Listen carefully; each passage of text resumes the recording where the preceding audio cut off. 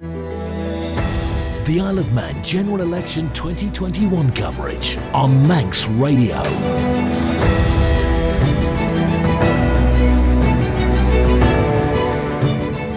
Good evening, it's 7 o'clock. In 2 weeks' time, the chips will have fallen. We'll know who are the two MHKs for Glenfaba and Peel. For tonight, Glenfaba is where we are and Peel. Glenfaba extends down the middle section of the west coast of the Isle of Man, bordering Michael to the north, Middle to the east, Rushen and Arbury, Castletown and Maloo to the south. It's made up of the parishes of German and Patrick.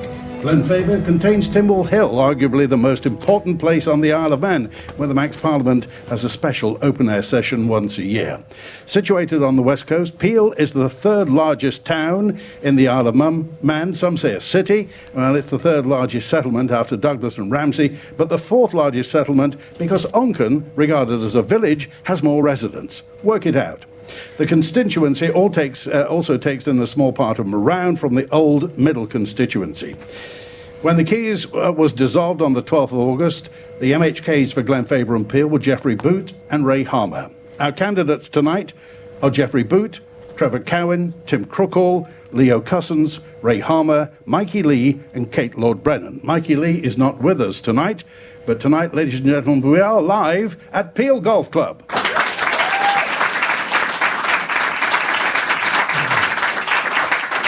Ladies and gentlemen, to your candidates. Geoffrey Boot, why do you want to be MHK for Glenfaba and Peel? Good evening, Andy, and good evening, everyone. It's been an honour and a privilege to serve as one of the MHKs for Glenfaba and Peel for the last 5 years, and as Minister for the Department of Environment and Agriculture. I live at the heart of the constituency, live and breathe the issues that affect us all, and support local businesses and enterprise. I'm passionate about my current role within government, dealing with the environment, farming, fisheries and climate change particularly. I come from a varied business background and have used those skills in government to bring about change. My manifesto lays out my vision for the future. If re-elected, I will continue to work across government, with fellow members, with local commissioners, and listening to you, my constituents, to achieve better outcomes for everyone across the island. And by working together, I believe that we can make the West the best. Trevor Cowin. Good evening, Andy, and good evening, everybody in the audience. I'm well known as the man who writes letters to the papers, and I've been referred to as a campaigner for accountability and a serial petitioner of Tynwald. In fact, I believe I hold the record for the number of petitions I have submitted to Tynwald. For those voters who don't know me, I was born on Tynwald Day. All of my ancestors were Manx. I'm a true Manxman, and I'm proud to be so. I've lived in Peel for nearly 50 years with my wife, Alison, who's an active member of the community. We have 3 children and 4 wonderful grandchildren who all live on the island. Having spent the last 10 years or so fighting from the outside, I've decided to stand for election so if elected, I can fight for what I believe from the inside, where my voice could have much more influence. Tim Crookall. Thank you. I was due for re-election to the Legislative Council. I was not happy and hadn't been happy for some months with this present government, and I decided I had to make a decision as to whether to let my name go forward again for re-election or not.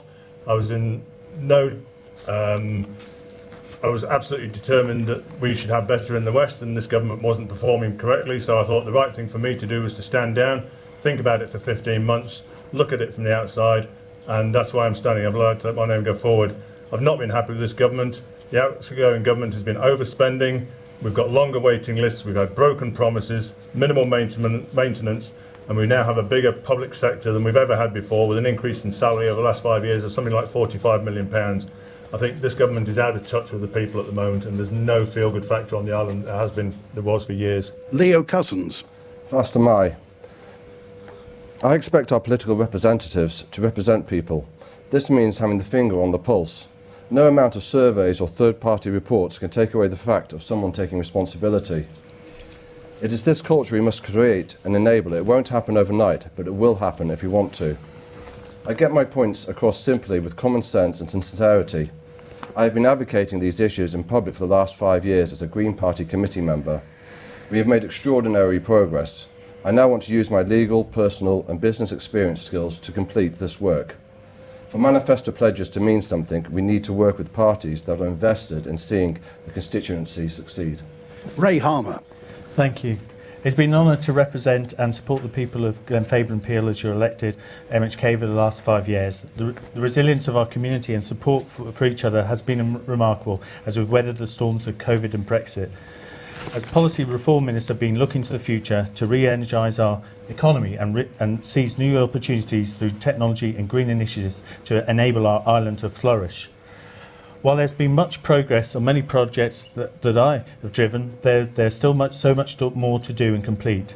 I've built relationships across the government and in local community and worked hard behind the scenes to influence to get things done. I've made vital decisions and persevered to see them come to fruition. My hope is that you'll continue to trust me to represent you well. Kate Lord-Brennan.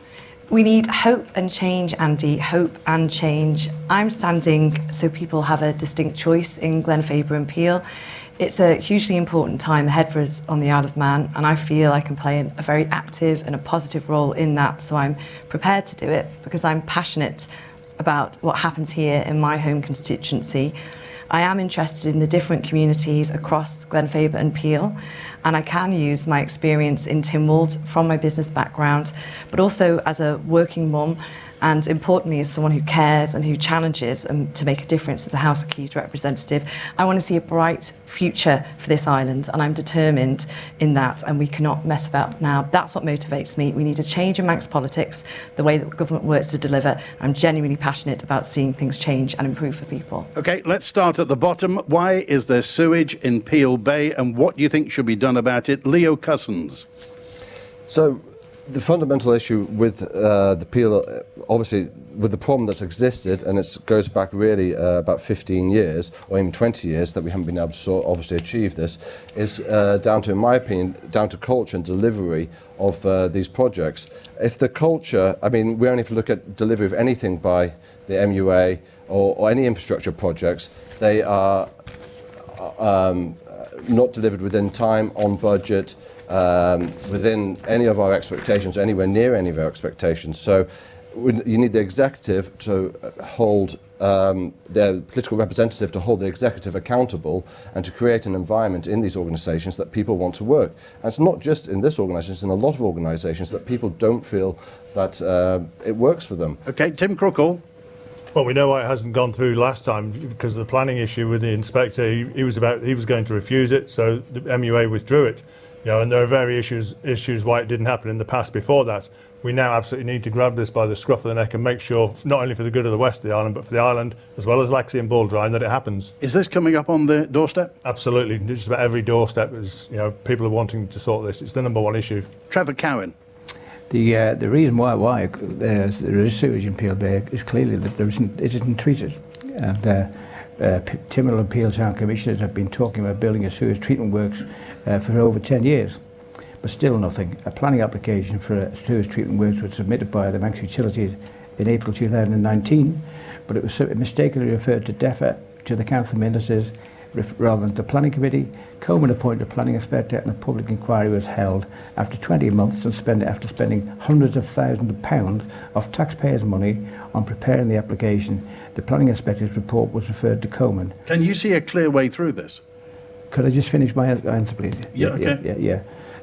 However, Cowin was then advised that the matter should never have been referred to it in the first place. An inspector should never have been appointed, a public inquiry should never have been held, and Cowin didn't have the legal power to determine the application. Frankly, the whole situation was a complete farce. Contrary to popular belief, Cowin didn't refuse the application, it didn't make any decision on it. To avoid further legal difficulties, the MUA withdrew its application. In doing so, however, the MUA stated that the Glenfaba house site was still very much in its thinking. Okay. Geoffrey Boot. Thank you, Andy. Yes, I agree with you. We shouldn't be discharging raw sewage into Peel Bay. It's an issue that we all know needs addressing, and we nearly got there this time round. This was an MU application, and a UK inspector who perhaps didn't understand the nuances of site selection decided that the MU had not considered other sites in sufficient detail. The good thing about this is the funding's there now. We have a plant that is designed, it's gone through the regulatory hurdles. All we need really is a site. And there are already several sites identified, whether it will revert back to Glenfaba House or site I would favour would be down by the power station in Peel itself. If a site were approved tomorrow, hypothetically, how long would it be before it would be operational? Well, it obviously needs to go through the planning process, which in itself will take several months, but then it's down to the MU and their contractors to get stuck in. I mean, they can let the contract almost straight away, so it's down to the construction period. Kate Lord-Brennan. Just to take a step back, you asked why. I mean, really, in broad terms, it's because the regional sewage treatment strategy has not been able to be delivered. That's the bottom line on it. It's been promised that it would be quick. It's been promised that it would be cheap compared to other options. There's loads to say about this, but the key thing I would say now that for any regional strategy, we need to have, the costs need to include the extension of the outflow pipe and all year round UV treatment. So that's why I've been calling for a full, open, transparent reappraisal of all options. And what do people say on the doorstep to you? Well, they say they want it sorted. That's what they say. Ray Harmer. Yes, so we've had many twists and turns. We now need to make it finally happen. There has been some progress. The money was got there. The strategy's has been approved. We've got the RAG8 leachate linked in. The design is done. The environmental impact assessment. The locations are there. I was insistent that the Northwest Plan should include that because that's important. So next time it comes to planning, that's taken into consideration. So we're on track for early 2022. We just need to all now get together, not reappraise old options, but really just all focus and make this thing happen. Is Peel a vibrant and forward-looking place to live? Tim Crookall, banks, post offices? No, it's a great shame that we've lost all the banks, and at the moment the post office is struggling as well. And we need to be very careful, and we need to make sure that we don't lose that.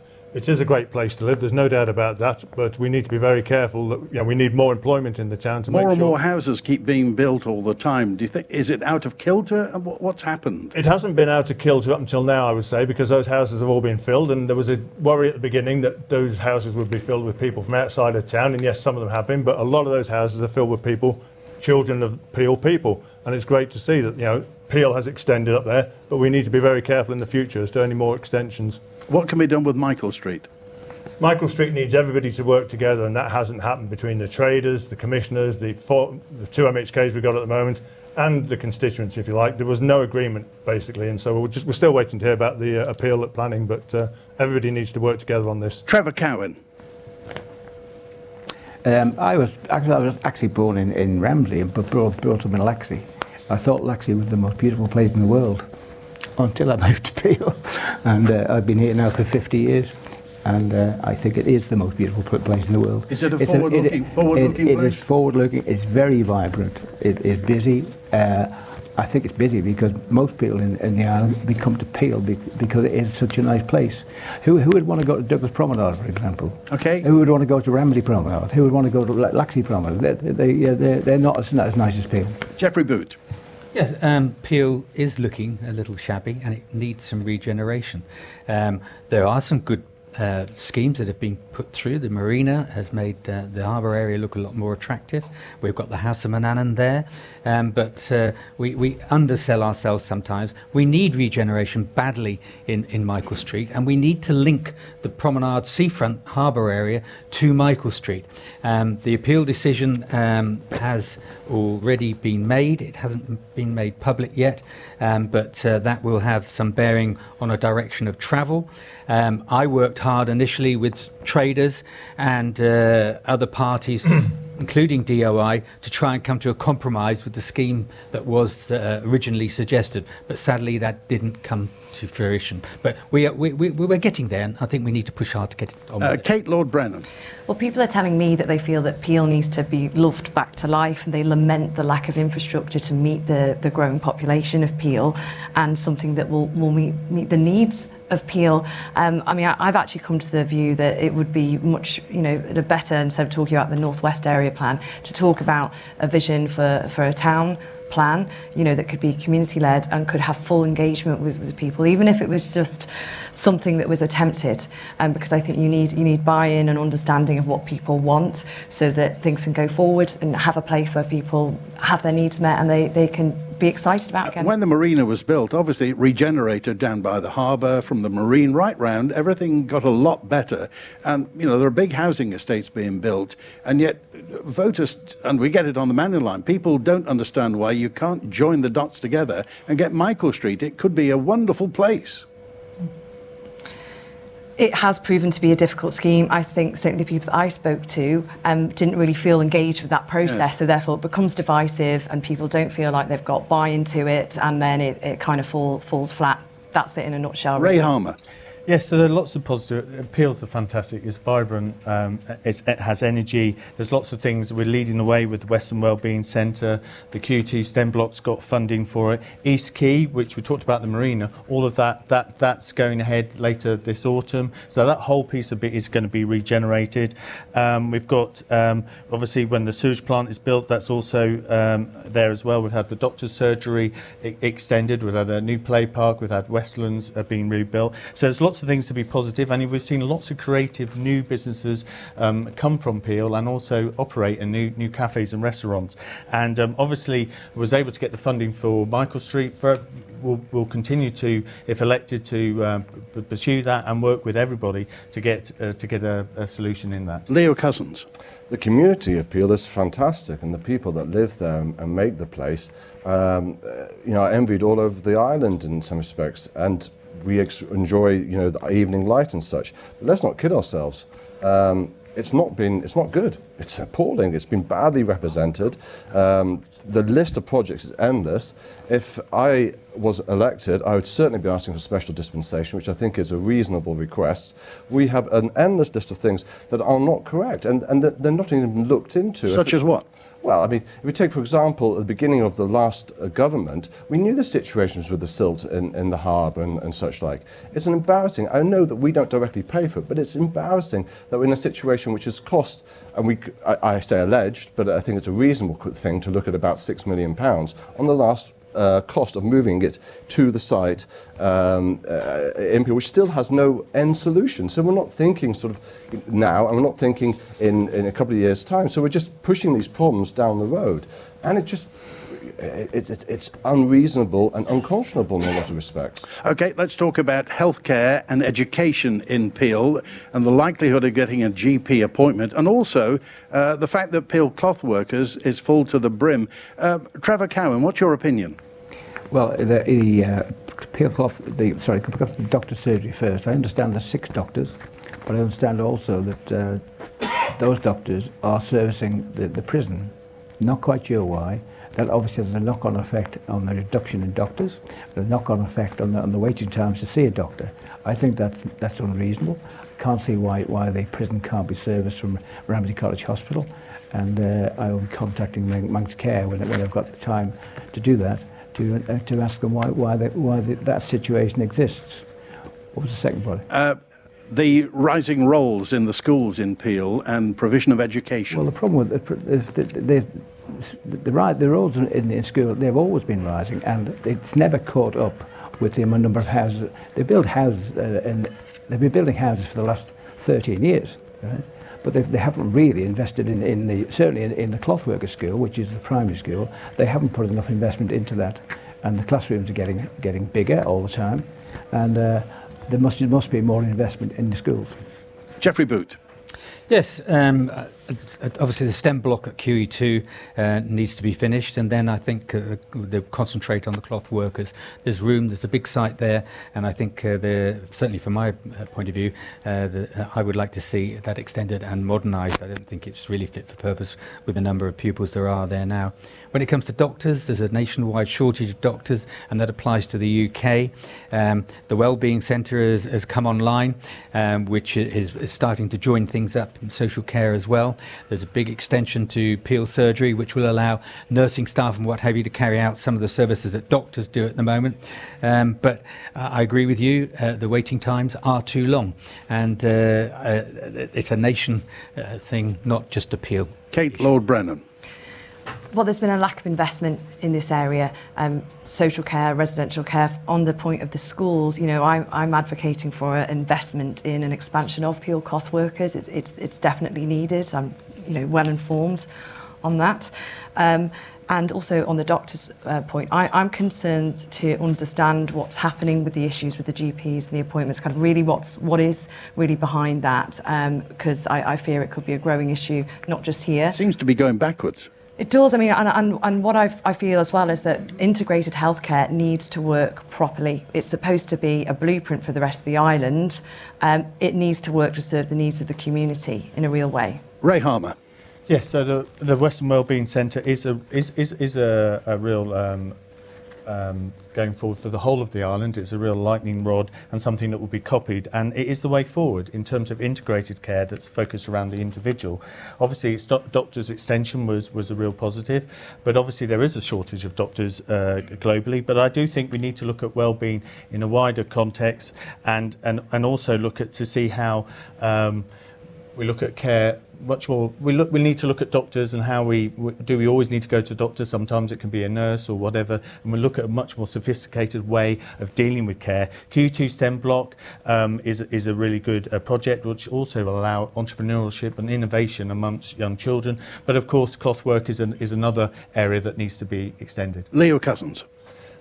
Yeah, I mean, when I was talking to people particularly in New Peel, they spoke about the need for proper, so maintaining their own health, so being able to exercise, so making those sort of running courses, running tracks, reduction possibly of cars, or working that into a sort of environment where everyone could sort of benefit from that. And of course we know that evidence shows that of course people having proper active lifestyles does maintain our own health, and then it goes also into mental health, so also enabling the other options that are around that will increase our mental health. So it's very important that we make it vibrant and safe. Okay, Tim Crookall.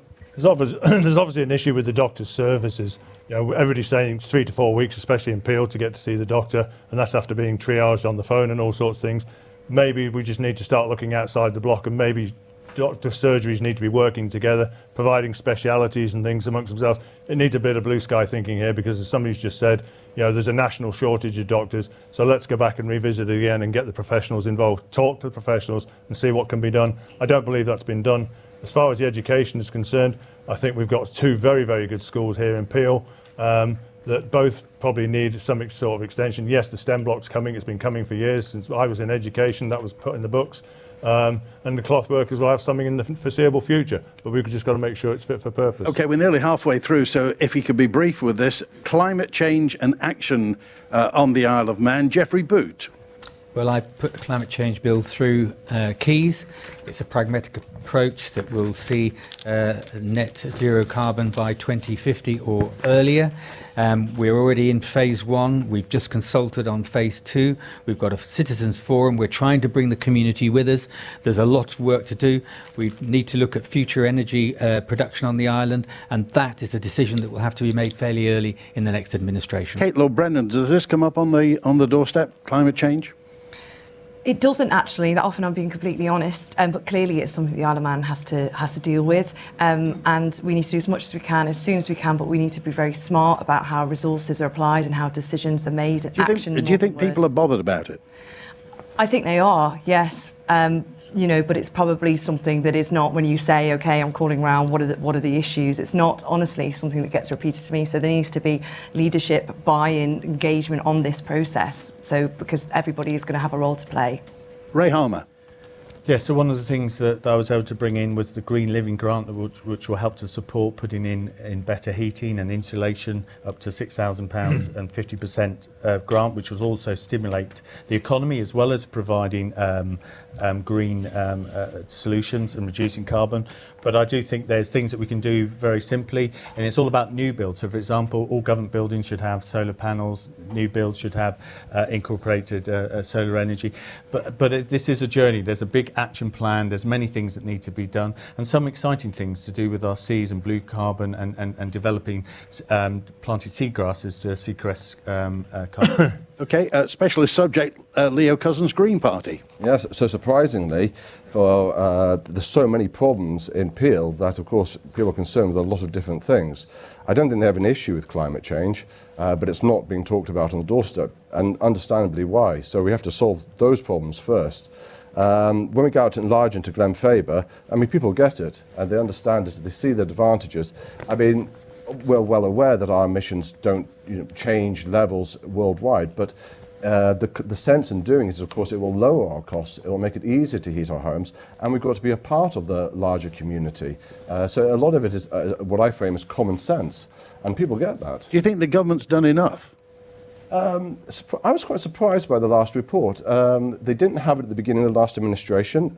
We as the Green Party have advocated along with a lot of third-party organisations, and we've now got something. On a day-to-day basis, I mean, what do you think, how does the government's green initiative affect people on the Isle of Man in Peel, Glenfaber? Well, there's different aspects. Is there recycling in Peel? No, that's a great disappointment. So there is obviously private, but there's not proper recycling as we'd like to see. That is an issue that people do want to see. I mean, that is something that they notice that a friend comes to visit us and they say, oh, where do I put this? And of course, well, don't matter, just put it all in one bin. The cost of it, of course, I mean, a lot of, like I said, go back to common sense about this. The cost of waste management is more than a third of your rates. So it's an enormous cost. So if we can get that under control, then you've got all sorts of possibilities, aside from the fact, of course, our oceans and general litter. Tim Crookall. Climate change has certainly been raised as a subject on the doorstep, and the environmental issues. People understand, people know we've got to do something, be seen to be doing our bit. We're not going to cure the problem in the world, we're only a tiny little part of it, but we need to be seen to be doing our bit, and we could be world leaders. But people want clear explanations of what's going on, what they're going to do, and with some big decisions to be made in the very near future with regards to the change in the power stations here and where do we go to after that. Tidal power has raised its head probably more than ever before now, and more people want us to look at that. Ray, I think, just mentioned about solar panels, and government should put them on every building. Laxey School this summer is having a new school, or this summer had a new roof on its school. They didn't put it on there. Why not? Absolutely brilliant opportunity to do it, didn't happen. But yes, we need more green schemes for the future to help people. How long do you think Peel Power Station's got? Well, according to MUA, it's roughly about 10 years, I think, and Douglas is about 15. So we've got to make some big decisions very quickly because time is going to run out. Trevor Cowin. None of the constituents that I've spoken to have any concerns about climate change. And when I pressed them about it, the most main concern is the cost. £40 million over the next 14 years is a lot of money. And but the issue of climate change is one that divides opinion. Tynwald has approved a climate change transformation programme which at the moment must be followed despite the costs committed so far of 40 million. Whether the new administration will prioritise the current stated aim of achieving no less than 75% of the island's electricity from renewable resources within the next 14 years remains to be seen. I doubt very much that it will achieve that. In line with international agreements, however, I believe that taking into account our particular circumstances, we should do our fair share to reduce greenhouse gas emissions and adapt to the changing climate in the most cost-effective way. I do, however, wonder how efficiently government can make meaningful change when the transformation programme will be led by a project board consisting of 7 politicians, along with a 9-strong steering group, including the chief executives of all government departments, who will collectively manage a team of 10 civil servants who will actually deliver the programme. Okay. Johnny, before we get to questions from the audience, we've got a couple of minutes, so a swift yes-no answer. We did this in Garth last night. Should we accept Afghan refugees? Ray Harmer. Yes, but it depends whether they're actually, there could be other alternatives about financial help, so it's not it's more important for them to actually get out of Afghanistan, if you see what I mean. Is there a need for them where they should go? That's the issue. And also, could financial help be a better alternative? Leo Cussons. Yes, in principle. We've got to look at what, because I have no idea what our capacity is, but I'm sure that the people do want to help people. We need to enable that possibility that people can care. And I know that obviously some people have even talked about offering their homes and such like that. We need to be a sharp government and look at things in that respect. We are a caring nation. Tim Crookall. Yes, I think we should. I personally think that some of these people are very well educated in that, and there's no reason why we shouldn't take our fair share. We've had forces people go out there to work in Afghanistan, defend Afghanistan, die in Afghanistan, and I think they would probably want the same as well for Afghan refugees to come here. Trevor Cowin. I had this question put to me by Isle of Man newspapers recently, and I gave them a fairly lengthy reply. Well, a short reply in the end, but it was fairly lengthy. The Isle of Man is not best placed to receive an influx of refugees. We haven't got the infrastructure for them. We haven't got the housing for them. We haven't got, if we need interpreters, we haven't got interpreters for them. We haven't got school places for their children. And if anybody wants to bring them here, then I would say yes, bring them here. But if there were people who are clamouring to bring them here, they should provide homes for them, and they should provide their funding. Okay, Geoffrey Boot. Yeah, well, we had this question and we discussed this in Tynwald when it came to the Syrian refugees, and we were advised at that time by the UK government that we were unable to offer the facilities that are required to deal with refugees. So I remain to be convinced that as a small island community we could take refugees, and I would look to the UK for advice on that. But we're a compassionate island, and I think we stand ready to do our bit. Kate Lord-Brennan. I think that it's probably inevitable that over the next administration, that one after that the matter to do with refugees and the island's role will have to be looked at, and then that's when you get to the what and the how.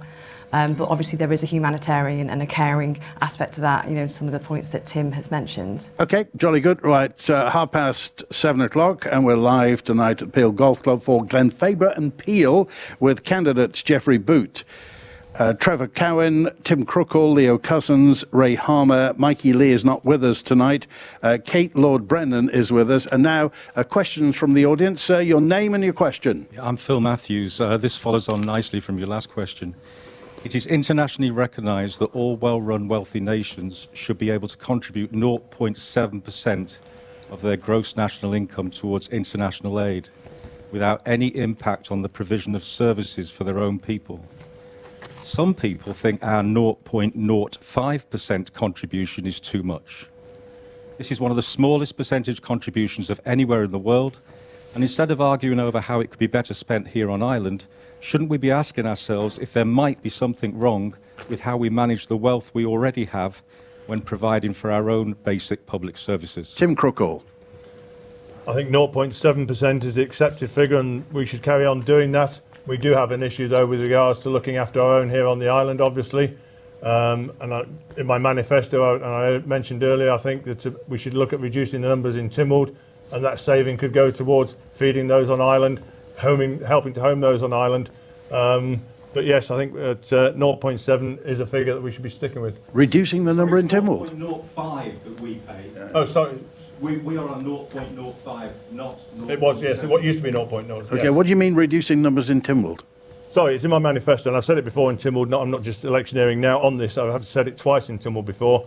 I think there is not a need for 33 members of Tynwald, and if you reduced it by 4, at least a saving of £1.2 million and the ongoing pension liability, and you can use that then for whatever you need. Okay, very quickly, if we can, then the 0.7, the gentleman's question. In principle, yes. Giving or being a part, if we want to be a part of the world and attract business, international business, we are wealthy. We have vast resources. It is good for our health to involve, to be a part of these things. We see the things on TV. We can't just sit back and say we're not part of that. Ray Harmer. Yes, in principle, and certainly one of the things, so for example, the vaccine programme, the COVAX programme, which the island has given into and that I've been part of, that's really important because that shows you that vaccines for everybody in the world helps the whole world to do better. And also I think more educational resources to understand international development in schools so people understand the world and their place in the world. So that's definitely something. Kate Lord-Brennan. Yeah, I think people are concerned about public funds and you know, how the economic activity is supporting that. I had read something say where I thought it was 0.6, so I may be wrong, but I think in any case, I think it is 2.5 million a year, right. I think. Now, I think we should be concerned with how that money is applied rather than sort of should it be a certain percentage or not, so that we can see that there is genuine value and impact, which is clearly important in the island's role to contribute, but we need to know how and what, not just to tick a box, is my view. Trevor Cowin. I've expressed very strong views about this in letters in the paper in the past. I'm all in favour of foreign aid as long as it's coming in our direction. At a time when we're recovering from the pandemic and the substantial costs involved in that, And we've got food banks, we've got homeless people. I really think it's irresponsible to be giving £2.5 million a year away to a foreign country where we don't know where it will end up. It may end up in the wallets of the people who lead these countries. I just think it's irresponsible. Geoffrey Boot. Well, we've heard earlier about the demands on infrastructure, the National Health Service at home, and all the things that need doing here. I am in favour of foreign aid, but charity sometimes begins at home. And when we look at £2.5–3 million a year going off Ireland, when I'm looking and have been facing as a minister cuts to various services in the hundreds of thousands that will affect people directly, I am concerned. But I wouldn't like to cut the present level, but I think it needs to be really well focused. And I should say that people on the Isle of Man are very generous on the charitable front, and a lot of people give to different charities on Ireland and for use off Ireland. So that percentage that we're giving of GDP, as it were, may be enhanced by private contributions made elsewhere. Your name, sir, and your question. Mike Derber. If our financial centre or gaming centre or any ways that we have of raising revenue at the moment got a hit, where would the panel raise their money for the future? Kate Lord-Brennan. Well, something that has been outstanding for the most part of this administration has been an economic plan from the Department for Enterprise. You know, thankfully now there is a plan that's in development and coming forward as a result of a Treasury initiative.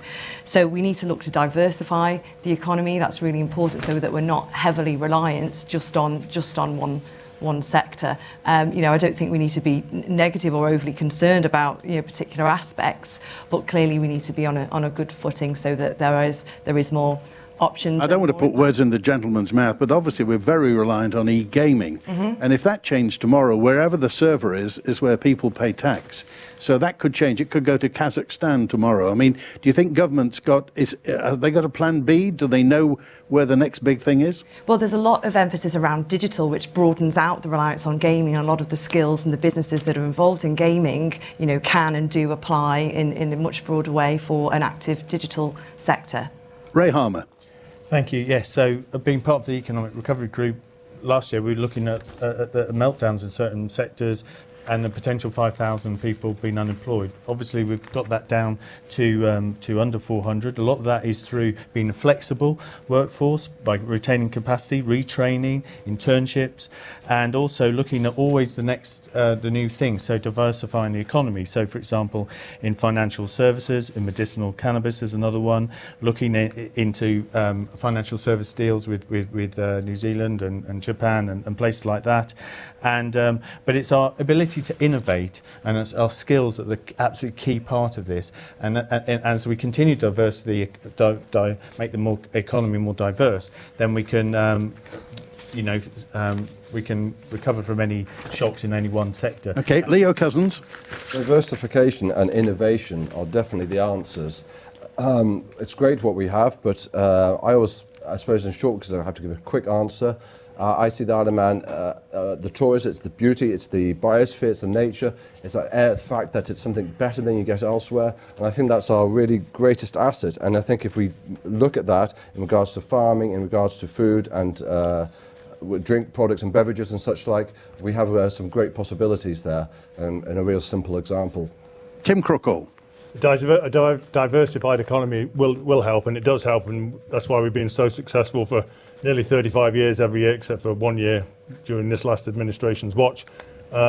E-gaming at the moment is very well regulated, and that's why it still continues to grow.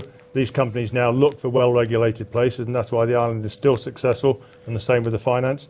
The island is also very good at being fleet of foot, and if we see changes needed, you know, it does happen for the benefit of the island. We have a lot of high skills here on the island, people with a really good skill set, and we should be using them more probably and taking their advice. Trevor Cowin. Yes, it was revealed last night at a meeting in Foxdale that the island has £800 billion worth of gas reserves just to the south of the island.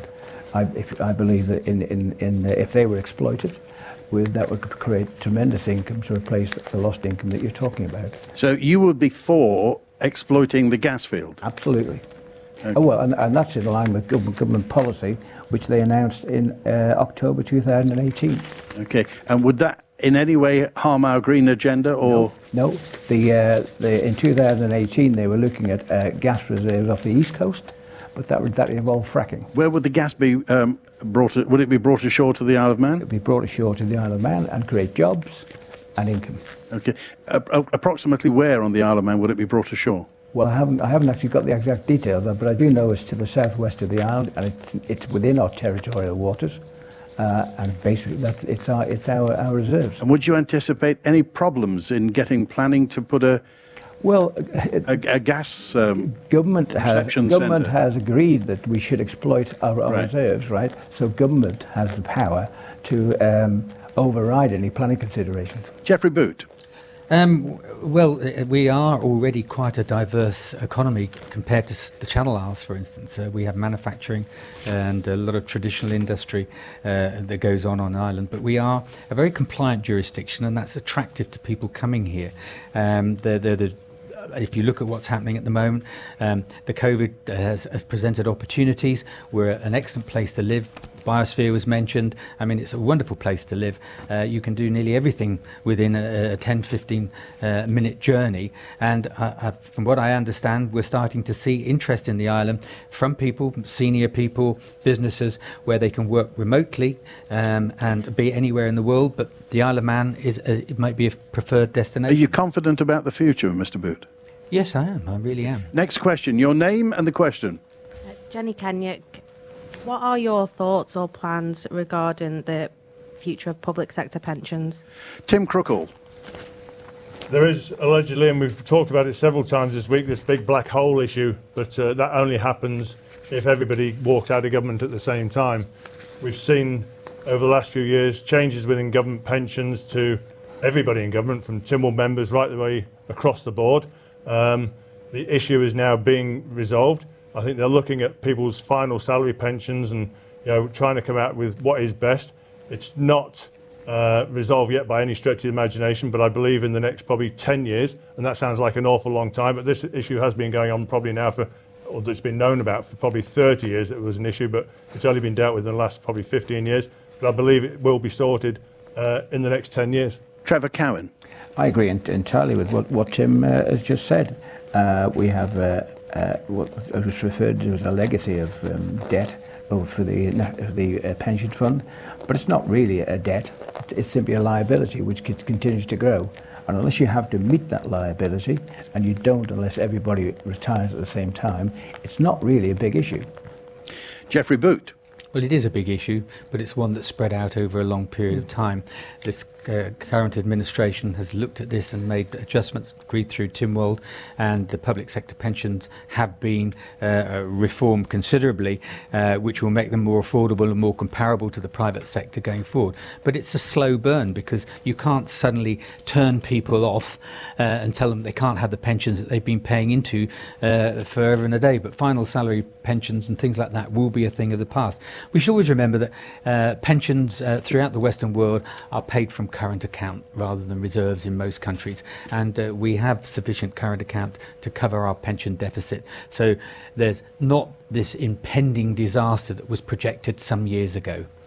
But people often look on the downside, and if the wheels fell off the economy, then the pensions would, and the pensions couldn't be paid or couldn't be met. What would happen then? Well, we do have reserves. I think we started the pandemic with something like 1.2 billion, which includes the NI fund. We've spent some of that, obviously, during the COVID period, supporting business, as we should, and people and families, and the health service, and that will replenish. I don't think the wheels will ever fall completely off the economy in that way.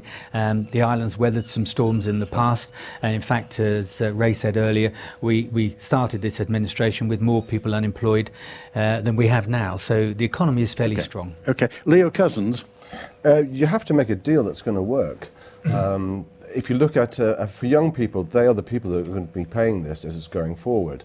So there's a responsibility for the older people and the older generation to say, what kind of deal can we make going forward that's going to work for everybody?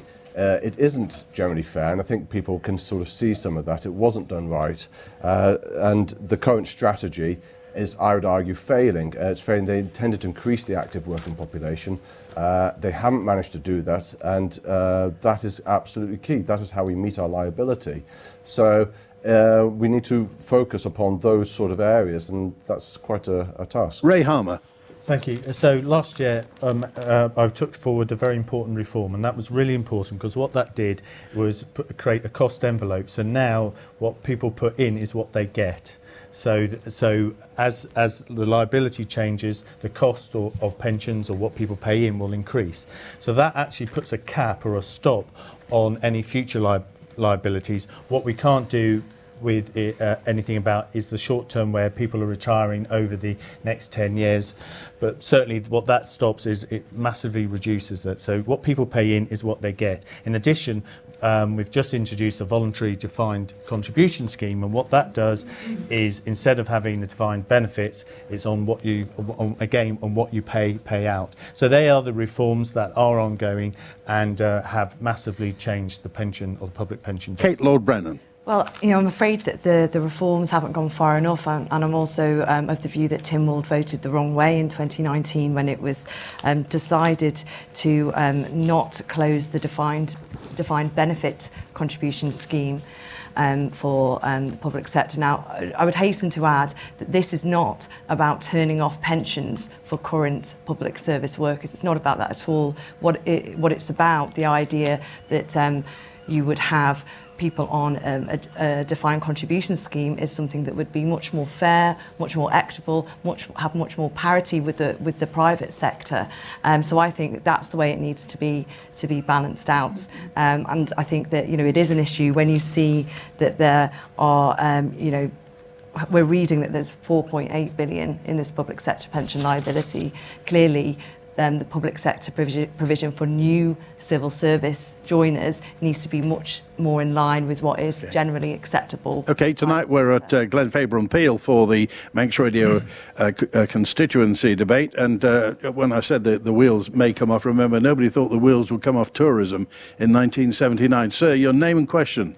I'm sorry if I'm... You're back again, yes, for more. Yes, I'm back again, yeah, Mike Derber. Would the panel work as politicians running the Isle of Man for a basic working wage? Kate Lord-Brennan. It's the idea that you could carry out a full political role in the way that you've described there would in effect mean that it would be only for people who could afford to do it. So that's the reality. You don't want to go to a time when it is in effect, an elitist career for someone that can do it. They're already wealthy and they can just do it on the side. The commitment and the level of activity and important decisions that are needed, that means that there needs to be pay associated with that. Geoffrey Boot. Well, a lot of political work used to be voluntary, but I think as Kate alludes to, if we want to be inclusive and make it open to everyone to participate, then you have to pay a salary that is appropriate to the role to enable people to engage. For some people, the salary we get at the moment are aspirational. For others, in top high-flying jobs, it would be a salary cut. But it's a very complex subject. Okay, Trevor Cowin. I agree with what Geoffrey just said, actually. I think was the question... It was a question about working for the basic minimum wage, basically, for the basic minimum wage and almost charity, really, do politics for charity. I don't think that would work. If you want to attract people with the intelligence and the brain to run the country, most people would want something. It used to be the case that rich businessmen used to be MHKs in their part-time. That was a very, very long time ago. The times have changed, and the Tynwald has just reviewed the salaries for MHKs. My concern is that under the new pay structure, I think it's now £60,000 for an MHK, but they don't get any more if they become a member of the department. Yeah. And more importantly, who would take on the DOI for £6,500 a year extra? Tim Crookall. Yes, it would take us back to the good old days, as you said just now, Andy, about people who already had wealth behind them. Then they would be the only ones that would take this on. So I think that, you've got to have a realistic way to attract the people to do the job. Otherwise, you'll end up with nobody being able to afford from the lower end of the market, if you like, who need a lifetime of looking after their families and supporting their families. But totally understand your question there. Okay, Ray Harmer. Yeah, I think if you want to attract the people into the roles and get a good set of candidates, you have to have a sort of a remuneration that's going to do that. And I think if you don't do that, you will just limit the pool of those who can actually. Leo Cussons. I think it's a question that comes down to ethics. Obviously, we don't pay our judges minimum wage because they add a certain value to the service that they perform. I can understand people feel frustrated about the differences in societies. You need to look at your politicians and you need to ask questions about ethics and what ethics they hold and how they operate those ethics. Because every decision that they make from their manifesto, it comes from ethics. You can see that on the Green Party website. Okay, we're going to be very quick. Your name and question, please. My name's Linda. I'm concerned about the falling birth rate, which we've known about for quite some time. Maternity benefits haven't been raised for 10 years. We have problems with housing for young people, with young people still living with parents and because they can't get onto the housing ladder. How would the panel actually prioritise that? Okay, we have to race through this because we're running out of time. Tim Crookall. With regards to falling birth rate, I'm afraid there's nothing I can do about that, so I've done my bit. But it is a huge issue, I know, and it is one that government is aware of, and we'll have to sort of work with and just plan for the future. But it's one, as I say, government is aware of and we'll need to deal with. Trevor Cowin. Well, I share Tim's view. I'm 72 now, and I can't do anything about the falling birth rate either. As far as housing is concerned, there's been a recent review of the the government support scheme. I don't think that's gone far enough, and I think the level of government support should be provided should be increased, and it's imperative young people aren't priced out of the market. A consideration should be given to the feasibility of introducing restrictions on property ownership, based possibly on residency similar to that in the Channel Islands. Geoffrey Boot. Thank you. My daughter's done her bit. My son has yet to do his bit in increasing population. I think the key issue is we need to attract more people to the island, younger working people, but we also need to attract our graduates and people that qualify across back to the island. I would advocate and want to have a national housing strategy that will look at all the issues around provision of housing. Ray Harmer. Yes, a number of things. Obviously, improved child benefit is one of them. Improved preschool credits for schools, but also increasing unaffordable housing, things like a deposit guarantee scheme where the government guarantees the deposit, and also some of those initiatives like the Development Corporation that was set up to develop new housing for and areas such as the old nurses block in Douglas and things like that could provide increased housing. So it's increasing the supply, it's looking at our planning system and also more work on affordable housing. Kate Lord-Brennan. Young people and growing families needs a proper focus, I think. And it's interesting the responses that we've had. It's sort of in a jokey way, but actually it's a really difficult issue to talk about. This issue that is referred to as the low fertility rate. So, I mean, my view is that you need to have a proper look at the sort of policies that would make a difference to this. I would definitely support an increase to maternity allowance. However, I don't just think it's about benefits, but we need a proper, clear and positive offering for young people and mums and babies. Very quickly, if you can, Leo Cussons. Yes, so they raised interesting points. Maternity pay, it is the biggest issue. I mean, society depends upon us getting this right. Peel does us proud. Our schools are packed, so we're pleased in that respect. But maternity pay needs to be increased. The whole question around that and how we look after children, we need to create an environment where families can do that and have the freedom and that it works for both partners in a modern democracy. Now comes the time where the candidates have 1 minute to talk to you, their voters, as to why they should be one of the two MHKs for Glenfaba and Peel. Kate Lord-Brennan. I will work to serve the people and fight for the interests of this constituency and the best interests of the island. I can see what needs to be fixed and focused on. We need systematic change, and I will work with others in an endeavour to ensure that people are at the heart of policy making and at the forefront of effective service delivery if those decisions come my way. No doubt the issues are major on a national and a local level, but I believe now is a chance for a reset of approach, a fresh direction which is positive and grassroots grasps opportunity amidst challenge. That is why I say we need to renew, to revive and reform. We can do this. I give my commitment to pursue this in the service of Glenfaba and Peel and the island if elected. I have what it takes. Back me, back the change that we need by voting for me, Kate Lord-Brennan, on the 23rd of September. Mikey Lee is not with us tonight. Ray Harmer. Thank you. My approach is to be open, honest and ready to listen. I believe in making the island an even better place for everyone. As Policy and Reform Minister, I've been looking to re-energise our economy following COVID-19, securing jobs and seizing new opportunities through technology and green initiatives. I believe in putting people first and caring for individuals. For me, constituency work is of the highest importance, giving people a voice in Tynwald and helping them in a day-to-day. I believe in not avoiding difficult challenges, but embracing and solving them. I was able to engage with others to acquire funding in 2019 for a desperately needed sewage plant in Peel. The location is to be approved in early 2022 and construction should start later in the year. Over the last 6 years, I've gained valuable experiences of the processes of government, which can be frustrating at times, but it's knowing how to navigate and persevere to get a policy adopted or a project completed for the benefit of our community. I hope that you'll continue to trust me to represent you well and vote for me on September the 23rd. From the Green Party, Leo Cussons. Thank you all for tonight. It's greatly appreciated. If you do not vote Green now, perhaps we never will. If you do not vote to rebuild the Cowin home, the opportunity will go. If you do not vote to stop corruption and cronyism, it will not stop. If you do not vote for a proper bus service, we will never get one. If you do not vote for the young in mind, they will leave the island. If you do not vote for a campaign for responsibility in government, it will never happen. If you do not vote to protect the biosphere and enshrine it in law, we will have no nature. If we do not solve the housing and the problem associated with it, then our society will fail. I have great faith in the residents of Glenfaba and Peel to engage in these issues and help others do the same in making a choice in being part of a new era of health, prosperity and community. On the 23rd of September, I have 2 words for you. Vote Leo. Tim Crookall.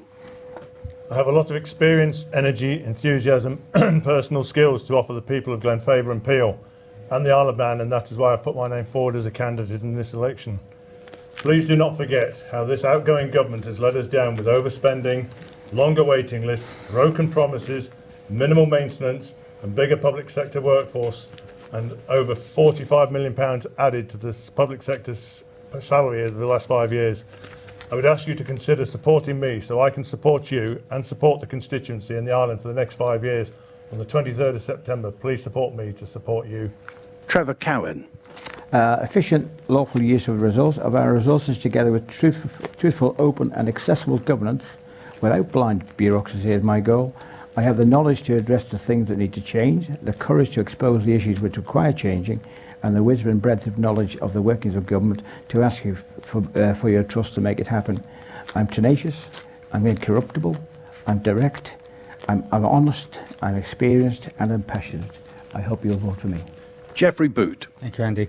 I'll keep it fairly simple. I'd reiterate that I come from a commercial business background, which enables me to bring a commercial as well as compassionate imperative to politics. I have a great passion for the Isle of Man, its people and the environment, and as a long-term resident of the West, believe that we can, working together, make the West the best. I support local businesses, and I've been involved in developing businesses through my role in DEFA. The essence of a good politician is one that can join all the strands as we recover from COVID. I'm very enthusiastic about setting the agenda for a new programme for government that will reflect today's realities and your aspirations. I sincerely hope that you, the electors, will give me an opportunity to do this. Thank you. Ladies and gentlemen of Glenfaba and Peel, thank you for attending tonight. A week next Thursday, you will make the choice. You'll decide which of these 5, and remember, which of the 6, sorry, Mikey Lee, of course, isn't with us. There are 7 candidates. And remember, you have 2 votes.